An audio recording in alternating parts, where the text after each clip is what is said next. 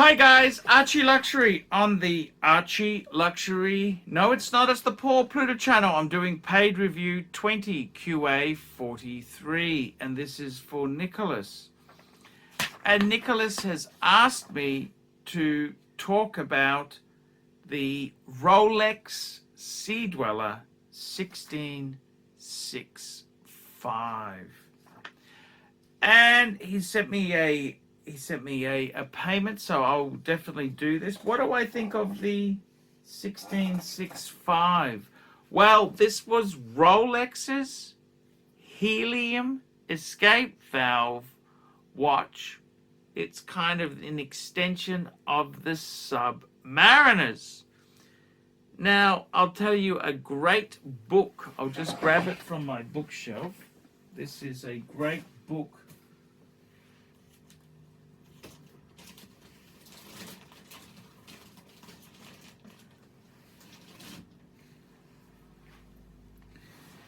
This is a great book if you are into vintage sports Rolexes. This is a great book, Vintage Rolex Sports Models. This is probably one of the best books on it. So basically the Sea Dweller itself was an extension of the Submariner range. It was fitted with a helium escape valve. Helium escape valve allows helium to escape from the watch. Otherwise, if you go too deep, it'll obviously damage the watch there. And it's quite an interesting thing to have. Now, Rolex themselves there, let's have a bit of a look at the timeline. They had their Submariner lineup itself there came out in the 50s, the early 50s. And you kind of got to look at it as a Submariner. When it first came out, it was basically an Explorer 1 with a rotating bezel. And these models here, they started the 6200, the 6204. I had a 5508. That's these early pieces had no crown guards. So we're talking early 50s. The model started progressing there. It progressed by the Submariner itself. Where it kind of stabilized was the 5512, which was the Chronometer certified movement, and the 5513, which was these are the no date Submariners. Now, these watches here came out late 50s, early 60s, and it's quite fascinating when you look at this. If you look at the history of these watches here, it was a slowly improving on them. The early Submariners had no crown guards. They were about 37 mils, and they grew and they gained crown guard and features like that. Late 60s is when the 1680, which was the automatic with date, so quite an improvement. Quite an improvement on the 5513 or 5512, because it also had the chronometer grade movement. So this is late 60s, and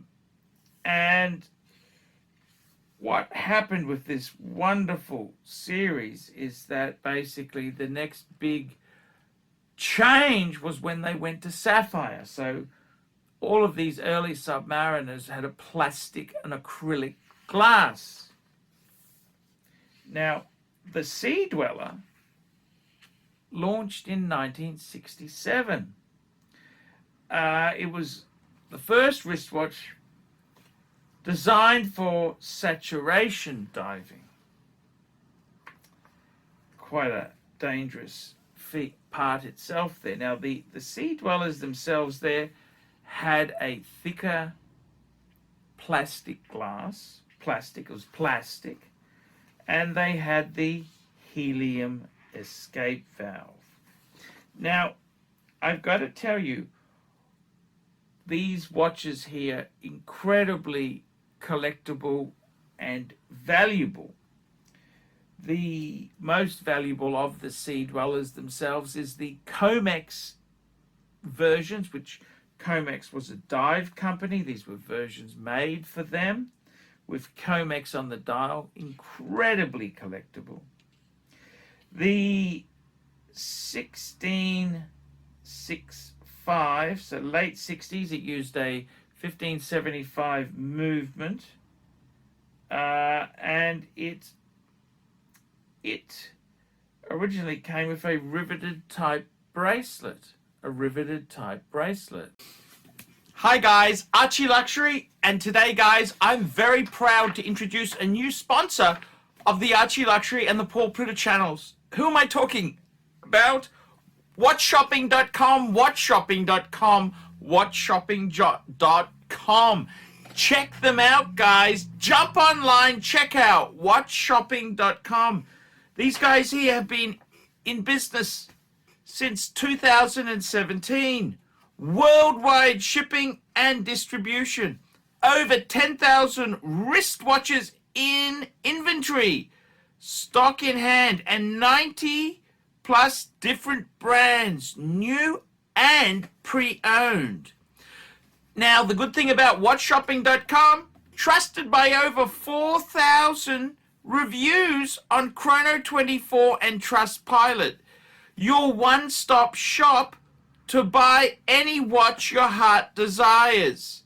Please, guys, check out WatchShopping.com, WatchShopping.com, WatchShopping.com.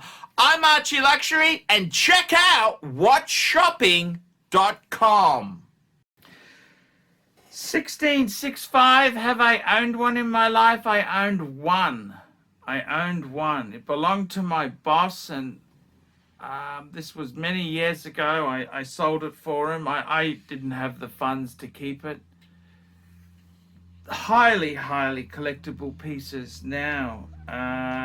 I got to tell you, 1665s, what do I think of them? I love them. The collectible, the double, the red seems to be very collectible. They had red and double red. They also had the great white. There's a number of beautiful models there, but I've got to tell you, they came out, so the time period is from 1967 up until Rolex didn't have a dead date where they said we're stopping production. Apparently, you could still get a 1665 even when they released the replacement, which was the 16.8. What was it? The 16. What was the model after that? There, the 16. They had the 16. Sorry, the 16. I was thinking Submariners.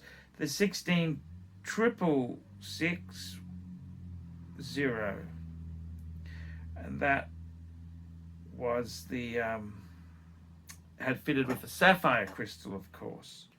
So it came out late 70s. And I got to tell you, 16, they're a fantastic watch. I think they're a beautiful watch. 40 mil, 20 mil bracelet. They were quite expensive in the day. They were very significantly more expensive than a Submariner, and highly collectible. The big downsides with these watches, of course, is the fact that because they're so valuable, some dodgy shit happens. I'd highly recommend, if you are interested in them, to look at this book indeed. Dodgy stuff happens, I tell you this now. I have seen watches where they pull a movement from a date just from the 70s, and they will make a non-roller. They'll make the cases all aftermarket. So vintage can be an absolute minefield. it can be an absolute minefield. The other thing that happens is if you ever send something back to Rolex, they will want to bring the watch back up to diving spec, which isn't necessarily what you want to retain the value of the piece.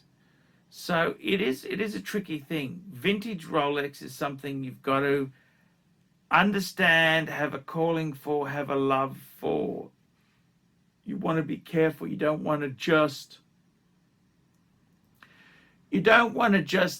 send it to Rolex thinking that's what you do. That would be like sending a Mercedes Gullwing to a local Mercedes dealer.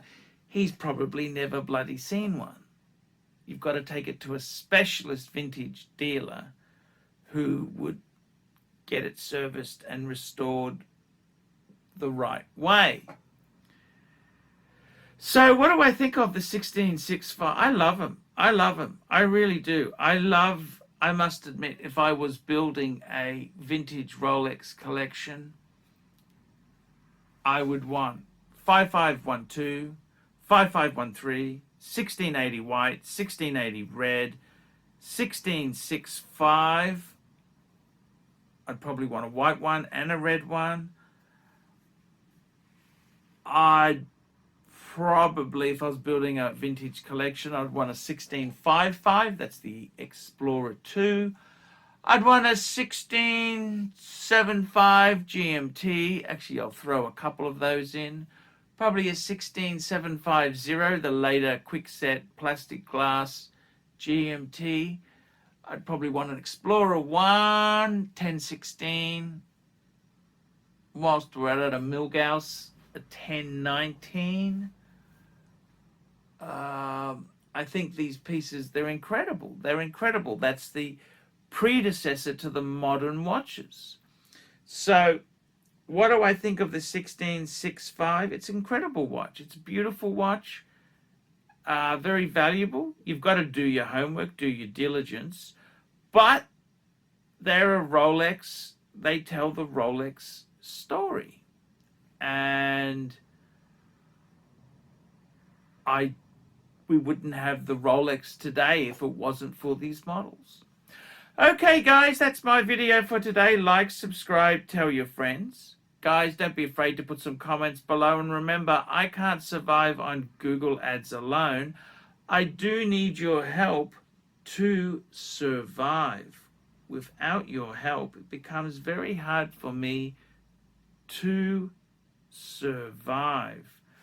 Okay, guys, I will see you in the next one. Remember, I can't survive on Google Ads alone. I do need more paid reviews. $50 US, I'll give you my opinion, I'll give you my attention, and I hope you get something out of it. See you later, guys. Hi guys, it's ArchieLuxury. Guys, I want to talk to you about David SW. David SW, David SW. Guys, if you are in America, if you are looking for a Rolex watch of your dreams, in fact, if you're looking for a contemporary modern wristwatch, I strongly advise you to look at David SW.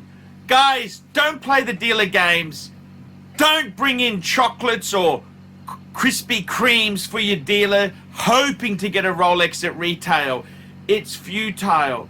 Please, guys, save your dignity. Keep some pride. Go to David SW.